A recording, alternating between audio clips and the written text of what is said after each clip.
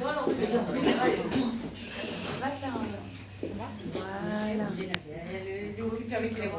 Ça marche pas. Ça marche pas, je suis pas du tout pour. Ok, magnifique. Merci beaucoup à Michel encore qui a redisparu. Merci de nous recevoir. Alors pour ce soir, j'ai choisi un sujet qui était très très sérieux parce que je pense que pas seulement c'est un sujet qui va très très bien avec la fête de Pourim qui arrive si Dieu veut dans 10 jours, mais aussi parce que c'est un sujet malheureusement d'actualité. En ce moment, on est en pleine crise d'antisémitisme. C'est pas que l'antisémitisme n'existait pas avant, c'est que maintenant on se sent permis et on sent carrément vous les voyez les antisémites dans la rue, sur les réseaux sociaux, etc. Ils se cachent pas. Et pas seulement ils se cachent pas, ils sont fiers de regarder quelqu'un comme un pourri de Mélenchon. Il n'y a pas de problème, c'est-à-dire c'est carrément quelque chose qui est fier. On va dans la rue, on fait des manifestations pour supporter des terroristes de Hamas et personne ne dit rien. En tout cas, on a l'impression. Donc, on essaie de comprendre qu'est-ce qui se passe avec cette haine du juif. Et on le sait que la haine du juif, c'est quelque chose qui malheureusement, ça n'existe pas que d'aujourd'hui. C'est quelque chose qui existe depuis des années et des millénaires. Et je vais vous dire même aujourd'hui, depuis quand ça a été cette haine du juif. La haine du juif, on a vu ce que ça a donné à l'Holocauste, on a vu ce que ça a donné pendant les croisades, on a vu ce que ça a donné pendant les pogroms, pendant l'Inquisition. On n'a pas besoin de photos et on a vu ce que ça a donné malheureusement le 7 octobre, quand on les a laissés faire. Maintenant, bien sûr, je ne suis pas en train d'essayer de vous faire peur. Je ne vais pas vous parler de tout ce qui fait peur parce qu'on le sait, on n'est pas... À moins que vous êtes dans un bunker, c'est un peu difficile de ne pas voir ce qui se passe autour de nous. Mais c'est pour nous faire réaliser ce soir ce qui se passe parce qu'on est très très très stressé. Et pourquoi on est stressé? Parce qu'on nous a toujours raconté les malheurs du peuple juif. Depuis qu'on est petit, pour toutes celles qui sont allées à l'école, je vous même au Talmud Torah, ou même en fêtant à la maison les fêtes de Pourim, de Hanouka, de Pessah, on nous a toujours raconté, on a voulu nous tuer, bon maintenant on va manger. Allez, maintenant on va manger. Allez, on va faire Pourim, on va manger les Amen Tachem. C'est Pessah, allez maintenant on va manger la Mata. On a toujours, donc pour nous c'est devenu presque mécanique, c'est devenu presque, en fait c'est devenu une fête, c'est devenu magnifique. On n'a jamais réalisé ce que ça voulait dire de vivre l'antisémitisme, de recevoir, d'être les destinataires de cette haine. On ne l'a jamais réalisé. Aujourd'hui, on commence à comprendre. Qu'est-ce que ça veut dire Hanouka? Qu'est-ce que ça veut dire Pessah? Qu'est-ce que ça veut dire Pourim? Pourim qui est la fête par définition de ce qu'on est en train de vivre. On a une personne qui a voulu nous exterminer, qui a voulu faire la solution finale. Aman, ils voulaient tous nous détruire et nous tuer. Et nous, on en a fait une fête parce qu'on on a réussi. Mais il faut savoir que ça a pris une dizaine d'années, l'histoire de Pourim, même plus. Ça a pris actuellement beaucoup plus que ça. Donc, c'est pas quelque chose qui s'est passé en 2 minutes et qui s'est terminé. Quand vous ouvrez le livre d'Esther, vous le lisez comme ça, on a l'impression que l'histoire elle s'est passée en 5 minutes. En 5 minutes, pas du tout. Ça s'est passé sur des dizaines d'années. 13 ans, non 12 ou 13 ans. 13 ans. Donc, on voit ici que c'est pas quelque chose qui s'est passé en 2-3 jours. Même à partir du moment où le décret il a été envoyé et où Haman et Esther, etc., ils ont essayé de défendre le peuple et ils ont envoyé des autres décrets pour annuler le premier décret, tout ça, rien que ça a pris 1 an. Vous imaginez? Parce qu'il faut comprendre qu'il y avait 127 provinces. Donc tout appartenait, les 3/4 du monde appartenaient à Achvérosh. Donc il n'y avait pas la télé, il n'y avait pas WhatsApp, il n'y avait pas de fax. Il fallait aller à cheval de partout pour amener le message. Donc on avait peur même que le premier message de détruire et de tuer les Juifs, il arrive, avant que le deuxième message, il arrive d'annuler. Donc on voit que quand on réfléchit aujourd'hui, on se dit, mais on a déjà vécu ça, c'est pas la première fois, malheureusement. Donc, avant qu'on panique tous, je voudrais juste vous parler très rapidement.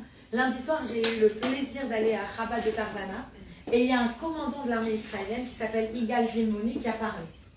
Et il nous a fait tout un cours de géopolitique, tout un cours de géographie, il nous a montré avec les cartes comment l'armée avait attaqué, tout ce qu'ils ont fait. Et franchement, c'était extraordinaire. Parce qu'ils nous ont bien expliqué qu'au niveau militaire, Israël gagne. Il ne faut pas se faire de film, il ne faut pas avoir peur. Israël, au niveau militaire, gagne. Baruch Hashem. Déjà, il faut savoir, il nous a expliqué que quand il y a eu l'infiltration, ils leur ont dit, il y avait à ce moment-là en Israël des généraux militaires américains qui étaient là-bas pour un truc d'échange, etc. Et ils leur ont dit, les généraux, ils leur ont dit, sachez que ça prend des mois quand vous avez plus de 5000 terroristes qui rentrent dans un pays et que le pays il est tellement petit, il faut comprendre que du point où ils sont rentrés, ils sont arrivés jusqu'à 25 km après, parce qu'ils sont montés jusqu'à Netivot, Ofakim, etc. jusqu'à Sderot. Donc c'était tellement quand même, il y avait une grande distance qui sont parcourus. Et il n'y avait personne qui était préparé.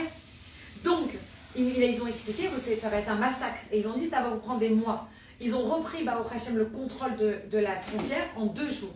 C'est extraordinaire. Personne ne se rend compte à quel point c'est un miracle. Et c'est aussi une victoire militaire. Tout ce que les victoires militaires de Hanouka qu'on vous a raconté, etc., des Maccabis, on les a vécues. On ne se rend peut-être pas compte, mais on a vécu des miracles. Bien sûr, on a vécu un désastre. Mais on a aussi vécu des miracles. Et aussi, il a expliqué que les généraux, ils avaient fait des statistiques. Ils avaient dit, si vous rentrez à Gaza, il faut comprendre que personne dans le monde entier ne s'est jamais battu avec des milices comme ça, dans les maisons. Ça veut dire chaque appartement, chaque maison, c'est des terroristes là-bas. Personne ne s'est battu comme ça. Alors que dans chaque coin de la rue, toute la rue nous a montré les photos. Elles ont des bombes. Ils ont préparé ça depuis des années. Il a dit, vous n'avez pas idée comment ils ont préparé ça. Ça veut dire que toutes les routes, elles avaient des bombes. Et c'est des bombes qui avaient été placées il y a des années en arrière. Pour que quand le jour où les Israéliens viendraient, on les explose. Donc les généraux américains, ils leur ont dit, vous allez voir que vous allez, Chas Shalom et Chas Khalila, vous allez perdre des centaines de soldats chaque jour. Chas Shalom. Et Baruch Hashem, c'est horriblement triste pour chaque soldat qu'on perd. Le cœur, il se déchire et on est détruit, il faut dire la vérité. Mais quand vous réalisez ce qu'ils ont prédit et qu'on a perdu dans les 280 soldats, on se dit, il y a quand même eu quelque part un miracle. Je vous avais raconté cette histoire de ce Khayal, de ce soldat qui avait demandé à sa troupe, ils avaient fini leur mission ce jour-là, il a dit, est-ce que je peux faire la prière de Mincha? Et quand il s'est retourné faire la prière de Mincha, ils l'ont laissé faire. Là, il a vu quelque chose bouger parce qu'il devait être vers le kotel. On doit tous être dans une certaine direction. Et donc, il s'est mis dans sa direction. Et là, il a vu quelque chose qui bougeait. Ils ont réalisé qu'il y avait des terroristes qui étaient sortis pour les tuer. Et grâce à son mincha, il a sauvé les terroristes. Ce soldat-là, il a tué les terroristes. Il a sauvé sa troupe. Merci. Au moins, vous suivez. Des fois, j'essaie bien sûr. C'est des pièges. C'est des petits pièges. Et mon père et ma mère et ma soeur, ils ont eu l'honneur de recevoir ce soldat-là et son père Shabbat à la maison. Wow. En fait, ils sont partis pour prendre quelques temps. Il a reçu une permission et ils sont partis faire du ski. Ils sont passés par Grenoble. Et c'est là que mes parents ils m'ont raconté cette histoire. Je dis attends, mais j'ai raconté la semaine dernière. Il m'a dit non, on l'a eu en personne. Wow. Alors mon père il lui a demandé, il a raconté son miracle à la synagogue, etc. Et c'est quelque chose d'autre quand il raconte son miracle qu'une histoire qu'on a entendue. Mais mon père il s'est tourné vers son père et il lui a dit, mais dis-moi, il a dit au soldat, il a dit au père, est-ce que vous voyez des miracles quand vous êtes là-bas? Le soldat il lui a dit à mon père, mais on voit des miracles à chaque seconde. Il a dit les gens ils entendent ça, mais ils ne se rendent pas compte. Nous les soldats, on voit des miracles chaque instant. Il a dit, vous n'avez pas idée. Et le père, il s'est tourné vers mon père, il a dit, mais regarde mon fils, c'est ça mon miracle. Il est là, vivant, bonne santé. Ça, c'est mon miracle. Donc, pourquoi on dit ça? C'est pour se rappeler que, oui, c'est une époque affreuse. Et celui qui est venu hier, il dit l'autre soir que j'ai écouté, ce commandant, il a dit, ils nous ont déjà avertis de nous préparer pour 2 ans de guerre. Parce que, je vous explique pourquoi. Parce qu'il a dit en fait, on va, Ratachem, si on s'en va, si on sort maintenant comme c'est un imbécile de Biden, il veut, si on s'en va maintenant, qu'est-ce qui va se passer? Comme tous ces abrutis autour de nous. Mais il a dit, ils ont sur 6 bataillons par exemple du Hamas, ils en ont eu 4. Mais les 2, ça va leur prendre que quelques mois pour se remettre. Tu peux pas laisser maintenant, il a dit, on est obligé de rentrer à Rafah, et on est obligé de tous les détruire et bien sûr de récupérer nos otages. Mais on est obligé, on n'a pas le choix, il a dit. Ça dépend de notre survie. Et il a dit, qu'est-ce qui a choqué les Palestiniens, les pourritures de ces terroristes-là? C'est qu'ils ne s'attendaient pas à ce qu'Israël rentre. Parce qu'à chacune des guerres, dont celle de notre cher Khayal Ben qu'on aide avec les repas, et lui, il était déjà en 2009. À chacune des guerres, qu'est-ce qui se passait? Les Arabes terroristes, ils viennent, ils attaquaient Israël.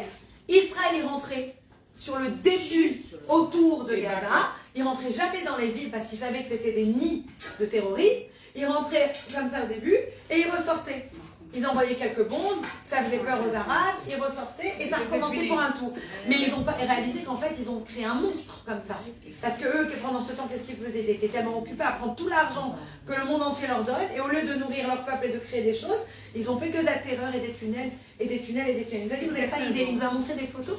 Tu vois de partout des tunnels. Il nous a montré des télécommandes, des photos. Il nous a dit, ne baissez vos téléphones, vous n'avez pas le droit. On n'avait pas le droit de filmer. c'était confidentiel. Il nous a montré des télécommandes où on voyait les départs des roquettes. Et en fait, dans une roquette, il y avait marqué Tel Aviv, Netivot, Sderot. Donc en fait, ils n'ont plus qu'à lever et la roquette, elle est déjà programmée pour aller détruire une ville israélienne. C'est Vous voyez des choses, vous voyez la cruauté de ces gens. Il nous a raconté une autre histoire, vous avez peut-être entendu cette histoire, mais nous, il nous l'a raconté avec les photos. C'était le soir, ils étaient dans une des maisons où ils dormaient, où ils avaient trouvé, et il nous a expliqué qu'ils sont obligés de détruire toutes les maisons. Il a dit pourquoi? C'est parce qu'on est cruel. On est obligé de détruire les rues, les routes et les maisons. Pourquoi? Parce qu'il a dit tout est rempli de terroristes et de pièges et de bombes. Il a dit vous n'avez pas idée. Il nous a montré une chambre qu'il a filmée. Vous voyez, c'est lui dans la vidéo, il se filme. Et il y a un berceau d'enfant. Et il pousse le berceau du bébé. Et sous le berceau, vous voyez des RPG, des flingues, un trou de tunnel qui descend sur la terre, qui va dans une autre maison. Mais vous n'avez pas aidé, il a dit, vous n'avez pas aidé. Il a dit, un des trucs qui les a le plus choqués, qui montre la cruauté de ces monstres. Et il a des hommes, des monstres. Et le gouvernement, il sait le gouvernement de... Bien sûr, ils savent. Il nous a expliqué comment ça marche. D'ici. Mais bien sûr qu'ils savent. C'est comme pour l'Holocauste. Ils savaient tout ce qui se passait à l'Holocauste. Tant que ce n'était pas leurs intérêts qui étaient en jeu, personne n'a ouvert leur bouche. Ici, c'est normal. Mais c'est évident, Biden il est juste intéressé par son électorat musulman pour arriver aux prochaines élections. C'est tout ce qui l'intéresse, c'est tous des hypocrites, ces Anglais. Mais je reviens à mon histoire. Il nous a expliqué. Alors, qu'est-ce que j'étais en train de dire? Parce que j'étais en train d'oublier. À part l'histoire que je vais vous raconter, je voulais vous dire autre chose. Je disais quoi? Tu es en train de dire qu'il a été... Ah non, il a plus choqué parce que tu parlais du berceau et de la... Oui. Ah merci. Alors voilà. Il a raconté cette histoire. Qu'il était, donc je vous dis, il filme, donc on voit tout. Ils étaient tous dans une maison, donc ils étaient restés pour la nuit, ils avaient gagné la maison, tout avec son unité. Et son unité, c'est des milouistiques, ça veut dire c'est des milouim, des gens qui ont quitté l'armée, qui sont à un certain âge et qui reviennent pour se battre. Vous savez quel âge il a, celui qui est dans son groupe qui est le plus âgé? 70 ans. Et il a une force, il a dit pour voir que Dieu lui donne longue vie, une bonne santé. Alors il a dit que justement, ils ont vu dans leur caméra infrarouge qu'il y a quelque chose qui bouge. Et ils ne savaient pas ce que c'était. Il y avait quelque chose, mais c'était quelque chose avec une taille très bizarre. Donc ils ont dit, c'est pas possible, c'est quoi cette taille? C'est quoi? C'est un animal? C'est quoi? Ils ne comprenaient pas. Donc celui de 70 ans, il a dit, laissez-moi, moi je vais aller dehors. Il est parti et effectivement, il a trouvé une petite fille de 4 ans qui se baladait. Ils ont chopé la petite fille de 4 ans, ils l'ont fait rentrer, elle avait des blessures, elle avait les pieds en sang d'avoir marché dans les... Ils l'ont attrapée, etc. Et ils se sont occupés d'elle, ils l'ont soignée, on voit les photos, elle s'est endormie sur leur fauteuil, etc. Et le lendemain, d'ailleurs, un des soldats qui est dans leur équipe, c'est un soldat druze, parce que c'est menteur d'apartheid, il n'y a pas d'apartheid, évidemment, on le sait tous en Israël. Toutes celles de nous qui sont allées en Israël, on le sait, on n'a pas besoin de se justifier. Donc, le soldat druze, qui est le docteur de son unité, il s'est occupé d'elle, etc. Et ils ont pris la petite, et après, le lendemain matin, ils l'ont envoyée avec une des jeeps de l'armée et ils l'ont renvoyée ils l'ont renvoyée dans un orphelinat où Israël, ils ont des orphelinats spéciaux pour ça. D'ailleurs, il nous a aussi montré, quand il y a un soldat qui est blessé, combien de temps ça prend? 15 secondes, l'hélicoptère il descend, entre 15 et 30 secondes, pas plus, vous les voyez, et ils courent les soldats et ils déposent les Khayalim. Il y a des hélicoptères de 1, de 2, ou il y a des hélicoptères où tu peux mettre 5, 6, malheureusement blessés. Et malheureusement, moi je sais que j'ai pleuré parce que le premier qui nous a montré, il a dit, on les voyait courir avec un blessé, le mettre dans l'hélicoptère, et il a dit malheureusement, il a pas survécu. Et ça m'a tué. Mais il expliquait donc qu'après ils se sont demandé qu'est-ce qu'elle faisait dehors, cette petite, au milieu de la nuit, parce que eux, ils ont fait des corridors humains, ils ont tout fait parce que le Hamas, eux, ils veulent mettre la population, parce que plus il y a des gens qui meurent, et plus eux, ils mettent les gens devant eux. Donc ils ont dit, ils voient ça tout le temps. Alors elle a dit, qu'est-ce qu'elle faisait cette petite dehors? Et il a expliqué. C'est les oiseaux qui ont sonné, tu sais, dans la frontière. Ah ouais, désolée. Et il a expliqué qu'en fait, ce soir-là, ils ont découvert juste à côté, ils ont compris ce qui se passait dans les caméras quand ils ont tout revu. Parce qu'ils ont cherché. En fait, il y avait un tunnel. Et les terroristes du Hamas, qu'est-ce qu'ils font? Ils arrivent en haut du tunnel. Ils voient quand il y a des Israéliens. Ils envoient la petite fille. Parce que s'ils réagissent, c'est-à-dire qu'ils sont réveillés, faut pas les... Voilà, c'est une éclaireuse, faut pas aller les attaquer, mais s'ils dorment, on va et on tue tous les Israéliens, Chas Veshalom. Ça veut dire, vous voyez, il a dit, est-ce que vous pouvez vous imaginer, nous, vous voyez même tous les gens, le 7 octobre, comment ils étaient tous en train d'essayer de se protéger les uns les autres. Eux, ils envoient leurs gosses pour se faire tuer. Et il nous a montré des livres qu'il a trouvés, des trucs, que de la haine, des livres qui disent on va tuer les juifs, on va tuer les juifs. Mais c'est des choses, il a dit, vous n'avez pas idée de quelle cruauté on a en face de nous. Et ma question, elle est quand on voit cette cruauté, quand on voit de quoi ils sont capables. Mais comment c'est possible de défendre? Comment c'est possible? Cette semaine, je ne sais pas si vous avez vu dans les nouvelles, il y a plus de 200 femmes et enfants au Nigeria qui ont été kidnappés, violés. Personne ne sait où ils sont. D'accord? Est-ce que vous avez vu une personne dans la rue pour parler français? Personne. Vous savez, en Afrique, ils parlent qu'à Gaza, il y a la famine. À Gaza, ils sont tous en train de bouffer comme ça. On leur envoie de la bouffe de tous les côtés. Ils sont comme ça avec la bouffe. C'est aux otages qui n'ont pas à bouffer. Mais vous allez en Afrique, il y a vraiment la famine. Ils crèvent. On devrait le pas. Où ils sont les gens? Et quand la Syrie, elle tuait ses propres gens, où ils sont? Il n'y a personne. Personne n'a bougé. Et en Iran, quand... J'aimerais que tu fasses un hommage parce que comme le cours il parle de ça, de l'antisémitisme, aujourd'hui ça fait 12 ans que la petite blonde au Zaratora de Toulouse, elle aurait eu 20 ans aujourd'hui. Elle a été tuée par moi, avec Mera. Qui, Sarah? La petite Non, blonde. c'est la petite Myriam. Mossénégo. Aïe, aïe, aïe, eh ben, voilà. Alors, comment on explique ça? Donc, la question que je veux vous poser, en fait, pourquoi il y a une tellement grande haine du peuple, des gens qui les défendent, de tout ça, que regardez combien ça les bouffe de dire qu'il y a des filles qui ont été violées alors que tous les signes sont là. Comment il y a une tellement grande haine, d'accord, alors qu'on est une petite minorité? Qu'est-ce qu'on a fait tellement mal qu'on nous déteste tellement? Quand on se pose la question, il n'y a pas de sens. Et on voit ça chez Aman. La haine de l'antisémite, elle est tellement puissante. Aman, il a dit, je veux tuer les femmes, les hommes, les enfants. Qu'est-ce qu'ils t'ont fait? Qu'est-ce qu'ils t'ont fait?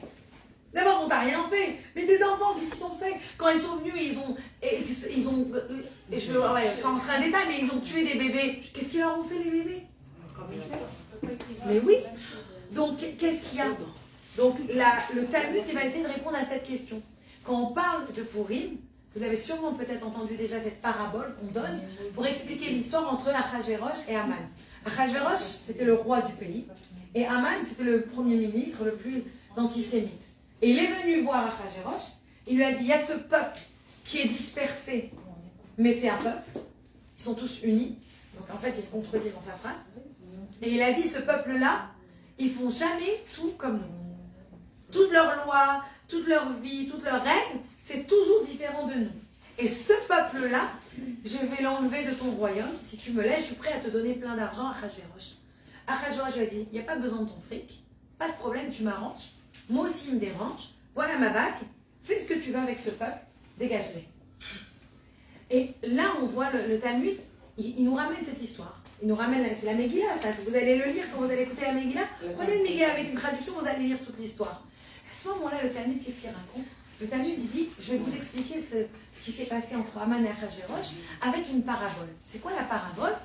Il y avait un jour un homme, un fermier, quelqu'un, un propriétaire, avait un gros terrain, et il avait un monticule de terre dans son terrain.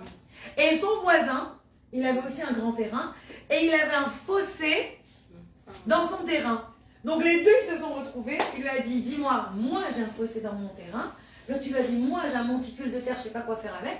Ben, c'est magnifique, je vais te donner mon monticule de terre dans ton terrain, ça m'arrange à moi, ça t'arrange à toi, et l'affaire est réglée, on est tous les deux contents. Donc le Talmud, il dit, voilà, ça c'était la haine et l'arrangement entre ces deux antisémites. Aman, il est venu, il a dit à Achashverosh, moi je vais m'occuper des juifs. Achashverosh, il a dit, pas de problème, prends les juifs parce qu'ils me dérangent, et l'histoire elle est finie. Mais il y a plusieurs questions qui se posent déjà. Déjà, la première chose, c'est pas la première fois qu'on voit qu'il y a un roi qui a essayé de tuer les juifs. Pharaon, il a essayé de tuer les juifs, il en a tué des enfants juifs. Alors, qu'est-ce qu'il y a de si spécial que le Talmud, il vient et il doit nous raconter une parabole pour nous expliquer un truc qui est évident? On n'a pas besoin d'une histoire. On peut très bien comprendre que les deux, ils détestent ce peuple juif et ils se sont arrangés. Pourquoi le Talmud, il sent que c'est important de nous raconter une histoire? Parce qu'on sait que le Talmud, c'est pas un livre d'histoire. C'est un livre qui apprend des enseignements. Donc, c'est quoi l'enseignement en nous apprenant cette parabole? La prochaine question qu'on peut se poser, c'est que l'histoire qu'il raconte, c'est même pas l'histoire de Achashverosh. Dans le cas de nos deux fermiers, on va les appeler.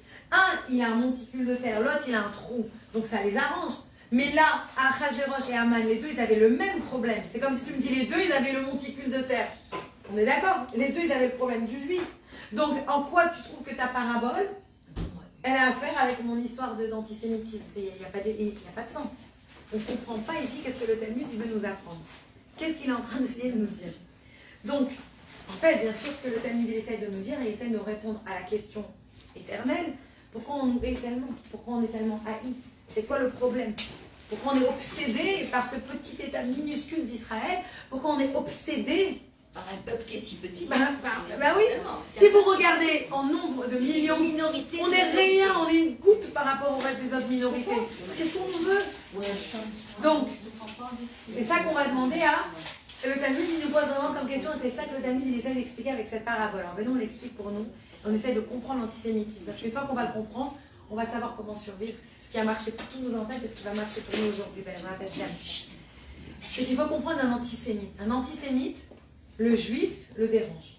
On s'en fout de ce que tu fais, de qui tu es. Si tu es un imbécile qui s'appelle Glasseur et qui va sur le stage des Oscars pour dire qu'il ne veut plus être juif, mais tu peux pas, pathétique, mec. Est-ce que vous avez vu la vidéo sur Instagram d'un jeune qui lui dit tu peux faire ce que tu veux, mais tu peux pas ne plus être juif, genre tu peux devenir ce que tu veux, mais tu seras toujours juif. Elle lui a dit ça aussi. Parce qu'on apprend une chose, c'est que le juif, il peut essayer de changer autant qu'il veut. Il peut essayer de s'assimiler, il peut essayer de changer son nez, il peut essayer tout ce qu'il veut. Il restera toute sa vie juif. Et je vais vous dire, pour l'antisémite, ça ne lui changera rien. Au contraire, l'antisémite, il restera encore moins quelqu'un qui ne se respecte pas lui-même. Donc, pourquoi l'antisémite, ça le contrarie tellement un juif? Pourquoi on dérange tellement l'antisémite? C'est quoi le problème ici? Le Talmud, il explique, dans Shabbat, le traité de Shabbat, il explique en fait, il explique en fait, on réveille la conscience de l'antisémite. Le juif réveille la conscience du monde, réveille la conscience de l'antisémite. Vous savez où on a reçu la Torah? Mont Sinaï. Qu'est-ce que ça veut dire Sinaï en hébreu? La haine. La haine. Sina veut dire la haine. La haine. Au moment où on a reçu la Torah, à ce moment-là a été créée la haine du juif. En même temps. On a été doomed, si vous voulez, mais dans un bon way. Le jour où on a reçu la Torah. Sinaï, Sina. La haine. La haine du juif, elle vient à ce moment-là, il y a 3400 ans. Le peuple élu. Le peuple élu, ça les dérange. Pourquoi? Ça veut dire quoi qu'on est élu? Ça veut dire qu'on a reçu, c'est pas qu'on est les meilleurs du monde. Si on est les meilleurs du monde. Mais c'est qu'on a reçu une responsabilité morale et spirituelle. Et vous pouvez regarder n'importe quelle religion, elles sont toutes venues après le judaïsme. Et vous pouvez venir avec l'UNESCO essayer de m'inventer que tout ce qui appartient aux Juifs, que toute la terre d'Israël, là où tu marches, ah là c'est le tombeau de Abraham, ah là c'est le tombeau de Joseph, ah là c'est que notre histoire à nous. Il n'est même pas là le Mohamed, repartez à la Mecque avec lui, laissez-nous tranquilles, mais c'est vrai. Vous voulez m'inventer une histoire, mais ça n'existe pas ton histoire, ta religion elle a été créée quand? Après, tu regardes. Historiquement, le judaïsme, c'était un premier. Mais oui, mais ils te disent. Le christianisme, mais non. Donc, Ils te disent Mohamed est la plus parfaite puisqu'elle est arrivée en dernier. J'ai passé, quand j'étais au lycée, j'ai fait tout un cours sur l'histoire juive. Et on a tout appris. Par exemple, le ramadan dans lequel ils sont maintenant, ça ne s'appelait pas le ramadan. Ça, c'est un truc moderne. Ça s'appelait Ashura. Ashura, ça veut dire 10. Aïser, Ashura, 10. Pourquoi? Parce que le 10, mais maintenant, c'est Kippour. Le jeûne de Ramadan, c'est copié sur Kippour. Vous regardez tout ce qui est judéo-chrétien, tout le christianisme et le catholicisme, de qui c'est bien? De nous. Le Saint-Testament, c'est qui? Eh oh, nous. Donc vous n'allez pas venir m'apprendre. Donc c'est tous venus après. Le peuple juif, c'est la morale du monde. Même les États-Unis, vous voulez dire ce qu'on veut, mais d'où ils ont leur morale, ça vient d'où? C'est aussi judéo-chrétien. Mais c'est quoi? C'est tout. Vous regardez partout, toute la morale, elle est basée sur quoi? Sur nous. Donc en fait, bien sûr, même certaines des lois judiciaires. Donc on voit quoi? Que Hachem, il nous a donné la Torah. Et avec la Torah, il nous a donné la responsabilité morale du monde. On est censé être un phare, éclairer le monde. Ça, c'est notre travail en tant que juifs, en tant que peuple juif. On est censé éclairer le monde. c'est quelque chose qui dépasse l'antisémite et qui dépasse les gens autour de nous. On doit, en tant que juifs, avoir une appréciation du divin. Comprendre comment on amène la présence de Dieu sur terre. Ça, c'est ce qu'on fait du matin au soir. On fait des bénédictions, on fait des brachot. Tout le but du juif, c'est quoi? C'est de se connecter à Dieu. Quand on fait une bénédiction, quand on fait une mitzvah, c'est quoi mitzvah? Mitzvah, je vous l'ai dit plusieurs fois, c'est une connexion. C'est pas mitzvah, la traduction, une bonne action. Pas du tout, n'importe quoi. Mitzvah, ça se traduit par obligation. Parce que mitzvah, la Kabbalah nous explique, c'est tsafta vechibur. C'est un moyen de se connecter à Dieu. Plus je fais des mitzvot, et plus je suis connectée à Dieu. Alors je fais des mitzvot, par exemple avec mon cœur, je me connecte à Dieu avec mon cœur. Je fais des mitzvot avec ma bouche en mangeant kasher, je me connecte à Dieu en mangeant kasher. Je fais une bénédiction, je me connecte à Dieu avec ma parole. Je fais le lulav, je me connecte à Dieu avec mes mains. Donc on se connecte à Dieu, c'est ça les mitzvot. Donc le peuple juif, il a été inculqué comme ça. Et ça change dans nos vies. Pourquoi? Parce que ça nous a donné une unité dans notre peuple. Et ça nous a donné qu'on est tous unis. Le juif, là où il est uni aux autres. Combien de fois on se retrouve? Regardez ce Chaya, ce soldat. On a appris qu'il était là d'Israël. On le connaissait ni d'Adam ni d'Ève. On s'est toutes mis à cuisiner pour lui. Pourquoi? Parce qu'on est parti du même peuple. On vient de Dieu. On a tous à la base la même âme. La même âme. Donc quand on réalise ça, l'antisémite, il vient consciemment ou inconsciemment. Cette profondeur du divin qu'on a, cette résonance, cet écho de Dieu qu'on a, ça le dérange. Ça le dérange pourquoi? Parce que ça lui rappelle le vide qu'il a à l'intérieur de lui. Bonjour. C'est un Israélien. Shalom. Donc, toute l'essence de l'antisémitisme, c'est quoi? Toute l'essence, c'est parce que nous, en fait, on leur rappelle qu'ils n'ont pas la morale. On leur rappelle qu'ils n'ont pas cet attachement avec un Dieu. Et c'est pour ça qu'ils se permettent et qu'ils deviennent des monstres. Pourquoi? Parce que Dieu, il t'a dit, tu ne tueras pas. Tu ne tueras pas. Ça veut dire quoi, tu ne tueras pas? C'est pas quand ça te plaît, tu tues, quand ça te plaît, tu tues pas. Tu ne tueras pas, ça te dépasse, ça a été donné par le divin. Le divin, c'est quelque chose qui te dépasse, qui est au-delà de toi. Donc la seule raison que tu ne tues pas, c'est parce que Dieu il te l'a dit. C'est comme quand je donne des cours à mes calottes, avant que je les prépare au mariage. Je leur explique la mitzvah du mikvé. J'ai plein de raisons magnifiques pourquoi on doit aller au mikvé. Mais la vraie raison, elle est pourquoi? La vraie raison, parce que Dieu nous a demandé.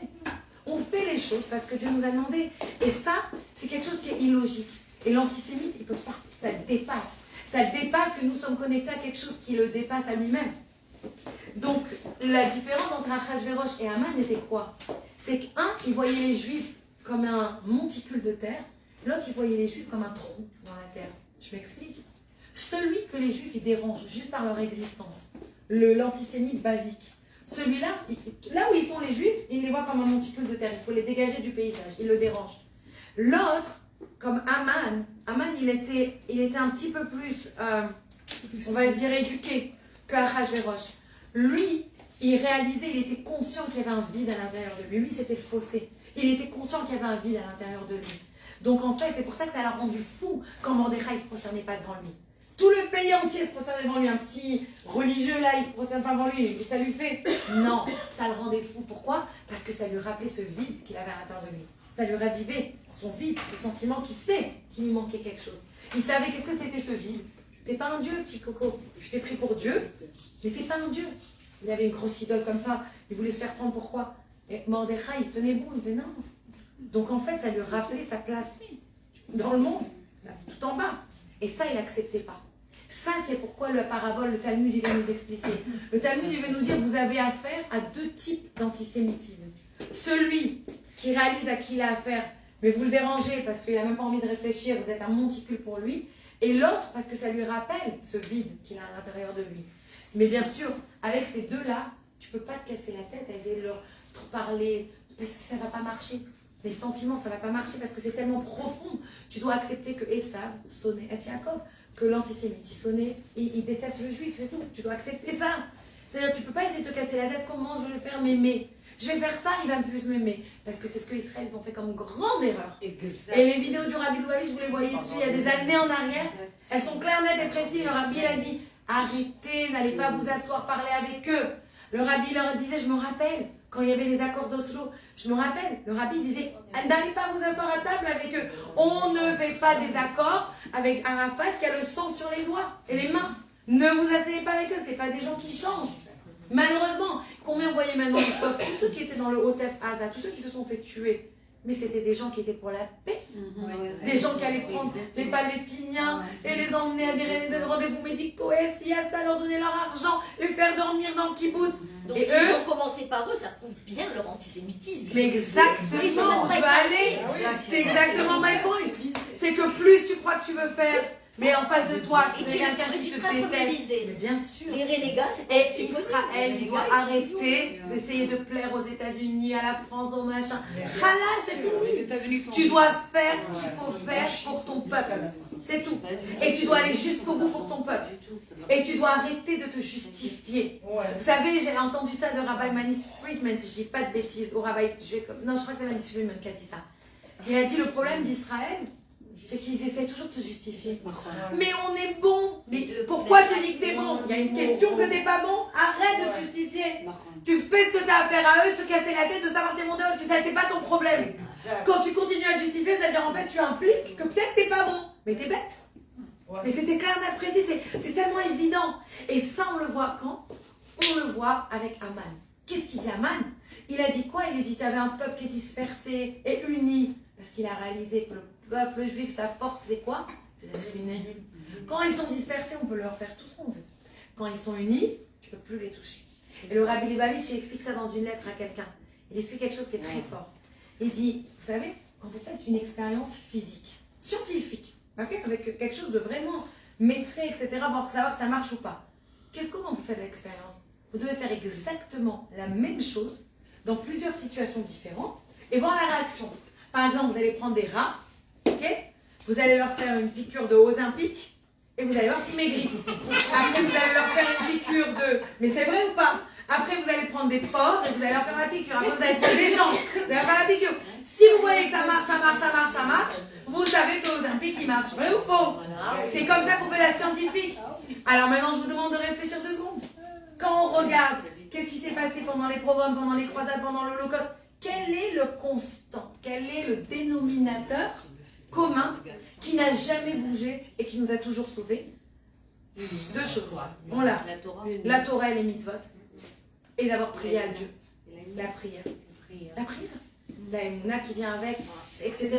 Ça veut dire, le Rabbi Louaï, j'ai expliqué ça à quelqu'un, il m'a dit, au lieu de t'angoisser, pense à ça, ça c'est constant, éternel. Ça nous a toujours sauvés. Et ça nous sauvera toujours. C'est tout. Donc, se déprimer, ça ne marche pas. Parce que la délivrance, elle vient que par la joie. Que par la joie. J'ai écouté ça hier, un cours. Quelqu'un qui était en train de lire l'Écouté Moharan, et il expliquait que dans le Tikkun Akali, c'est quoi le Tikkun Akali? C'est 10 Télim qu'on lit. Et il expliquait que chacun des Télim, c'est un chant de joie.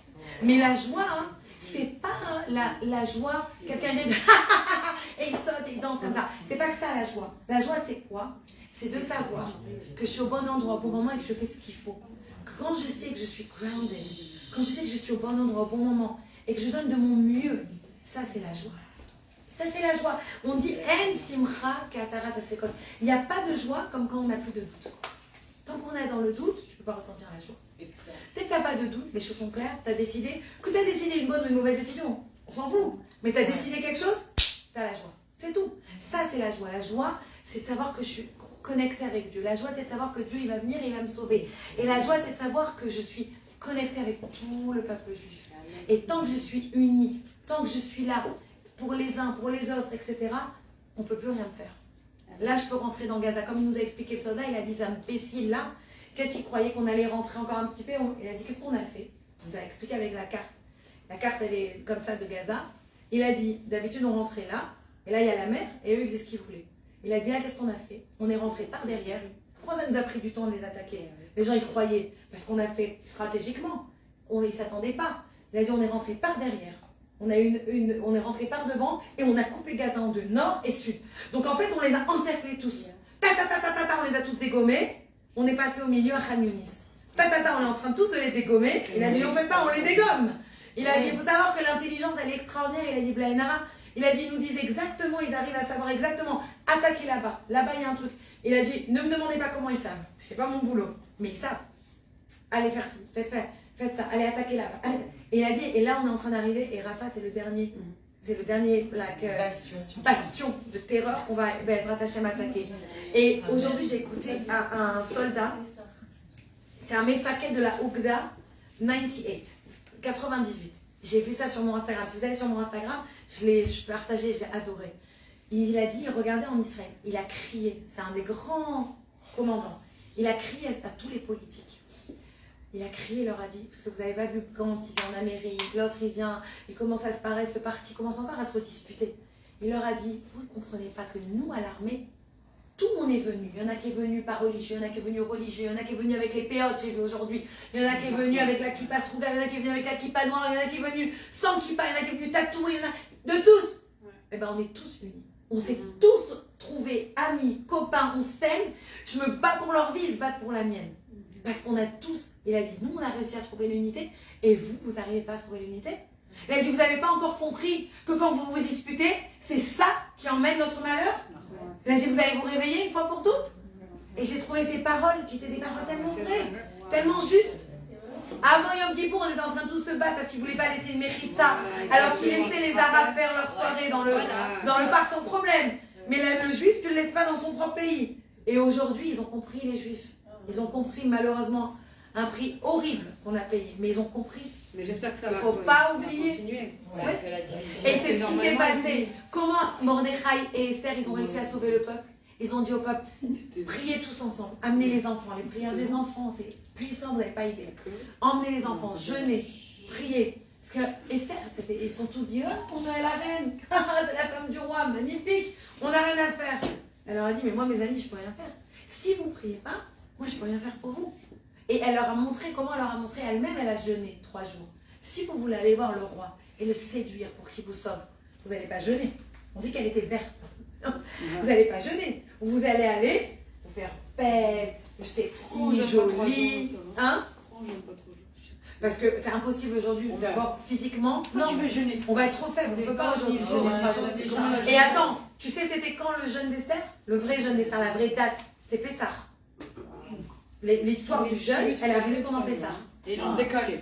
Non, c'est que le miracle lui-même, que Aman, il avait pioché au sort qu'on allait être tué le 14 Adar. Non, le 14 Adar. Donc ça a pris toute l'année d'après jusqu'à ce qu'on a réussi à... Oui. Donc c'est pour ça. Mais tu vas pas aujourd'hui jeûner 3 jours, c'est pas possible. Tu peux donner à l'argent à la tzedaka pour 3 jours de repas à la place. Mais jeûner 3 jours, c'est too much. J'ai un jour, regarde comment tout le monde est. Qui pour les se prépare, le coin, les trucs de gyrobe, vas-y, on bouge. Un jour, tu peux pas leur mettre 3 jours. Je crois qu'il y a une nouvelle du 7 octobre. Je crois que le monde entier a jeûné pendant des jours et des jours. Oui, mais ils ont mangé quand même au bout d'un moment. Là, elle a jeûné sans boire ni manger 3 jours. C'est pour ça, c'est pas, on parle pas du même jeûne. Ils avaient la force avant, physique. Je veux juste terminer avec une histoire. Je veux juste terminer avec une histoire, juste pour vous montrer. Je ne sais pas si vous avez suivi ou entendu sur... il est beaucoup sur Instagram, je le suis. Il s'appelle Shai Groucher. Vous avez entendu parler de lui? Non. Allez le voir. Extraordinaire. J'ai partagé aussi un truc de lui aujourd'hui. Si vous allez sur ma page, vous le trouvez facilement. Shai, comment? Shai Groucher. G, je sais pas, moitié français, moitié anglais. Groucher. Groucher. C'est lui qui fait tout. Ouais. Alors en fait, lui, il y a des années déjà, il avait créé une association où il aidait les familles qui avaient par exemple des parents orphelins ou qui avaient des enfants en difficulté, etc. Donc lui, il avait déjà préparé cette association pour des choses comme ça. Et il ramassait de l'argent avec beaucoup d'Américains, etc., qui l'aidaient. Et il l'emmenait à toutes les familles israéliennes, etc. Et quand le 7 octobre est arrivé, il a dit, je vais mettre mon focus sur tous les orphelins de la guerre et sur tous ceux qui ont souffert à cause de la guerre. Donc il est parti dans les hôpitaux, vous le voyez, un soldat qui est allongé sur son lit, le pauvre blessé, et il a demandé autour de lui, tout le monde lui a dit qu'il a toujours rêvé d'avoir une guitare super chère. 2 minutes après, il lui emmène la guitare. Une autre femme qui pleure parce que son mari il a été blessé, mais au Hachem vivant, et elle a dit, j'ai pris sur moi à partir de maintenant que je vais faire le Shabbat et je vais allumer mes bougies de Shabbat, mais j'ai pas de bougeoir. 1 heure après, il lui a fait livrer des bougeoirs en argent, avec le plateau en argent, c'est un truc qui coûte hyper cher. Mais il offre à tous les enfants, les orphelins qui ont été enlevés de leur maison, il leur a offert des iPads, les soldats qui se sont fait tirer dessus. Hein? Make a wish. Ouais. mais pour nous. Ouais. Et un soldat qui s'est fait tirer, plein de soldats ils se sont fait tirer dessus, et plein de soldats on réalise pas, mais ils ont perdu leur téléphone parce qu'ils se sont fait tirer dessus. Et ils leur achètent des iPhones, les derniers iPhones, etc. Extraordinaire. Donc il y a un homme qui a raconté cette histoire que j'ai lue cette semaine. Je vais la lire sur ça, donc elle vient de se passer très récente. Il a raconté cette histoire que lui et sa femme, ils adorent aller au Waldorf, Astoria, à Jérusalem. Et ces gens, ils adorent aller là-bas, mais ça coûte super cher. Donc en général, il essaye de mettre de côté. Puis après, dès qu'il peut, il fait une petite staycation avec sa femme, il va à l'hôtel à Jéru, et il se fait un petit kiff pour le Shabbat là-bas. Et là, avec la guerre, avec tout, il n'a pas réussi pendant longtemps, mais vraiment, lui et sa femme, ils étaient à bout psychologiquement avec tout ce qui se passe. Et il avait vraiment envie de faire ça pour sa femme, jusqu'à ce qu'il a réussi à économiser. Et Shabbat dernier, il a réussi à se le payer, et il est parti avec sa femme au Waldorf Astoria. Puis quand il est arrivé là-bas, pendant Shabbat, il voit plein de gens, vendredi soir et tout, qui passent, et tout le monde qui fait Kabbalah Shabbat, il dit, mais c'est bizarre, c'est pas la clientèle habituelle de l'hôtel. C'est un hôtel qui est pour des gens qui peuvent payer la nuit. Je sais, j'avais regardé quand je suis allée voir ma fille, les nanas en Israël, c'est genre 5 000 $ la nuit ou 4 500 la nuit. C'était hyper cher, je me rappelle pas, mais je sais pas si c'était une saison en pic. Mais c'était, bon, Liora, on va pas dormir là-bas. On va dormir au kibbutz. Je voulais dormir près du cottage. Sinon, on va marcher, je crois. Mais c'était extra, c'est un hôtel magnifique, d'accord, qui est vraiment placé à 10 minutes à pied du hôtel, quoi. 20 $ le thé, voilà, Malka confirme. Donc, il regardait les gens autour de lui, c'était pas les richards habituels, quoi. Donc, il a dit, c'était des gens genre israéliens, vous savez, des Israéliens relax, habillés avec les sandales et tout. Il a dit, qu'est-ce qu'ils font ici, quoi, il n'a pas compris. Et puis, il voit que tout le monde dit, vous voulez ce soir venir, il y a le Zohar et tout. Il dit, qu'est-ce qu'il y a? Il dit, ben, demain, il y a une Brit Mila, et voilà, on est tous là. Et il commence à parler aux gens, et ils vont, vous savez, Israël, c'est comme une grande famille. Ouais. Et il se rend compte qu'en fait, le bébé qui est né, son papa, il est mort, il y avait 4 mois à la guerre, c'est un soldat. Et sa femme, elle a accouché il y a donc 2 semaines maintenant, c'est une histoire qui s'est passée il y a 1 semaine. Sa femme, elle venait d'accoucher, et ce Shai Groucher, Wow. il a dit, je veux que vous puissiez fêter, elle a besoin de toute la famille avec elle, et vous avez besoin que ce soit très spécial vu qu'elle n'a même pas la pauvre son mari. Donc il leur a payé à tous l'hôtel. Mais pas n'importe quel hôtel. Et ils étaient tous là-bas. Et il raconte cet homme-là, il dit que ce qui l'a encore plus touché, c'est que le lendemain matin, tout le monde attendait Shai Groucher pour la Brit Mila. C'était un juif Finalement, américain. il arrive, C'était un oui, juif c'est le fils d'un grand chanteur qui s'appelait Dedi, qui vient de partir il y a quelques mois. Et il arrive, Shai Groucher à la Brit Mila, Shabbat matin, tout le monde l'attend, et il avait à la main un bracelet. Et tout le monde dit, mais il regarde ce monsieur-là, regarde son bracelet, il voit que c'est un bracelet de l'hôpital. Alors il s'approche de lui, il dit, vous êtes ok, qu'est-ce qui se passe?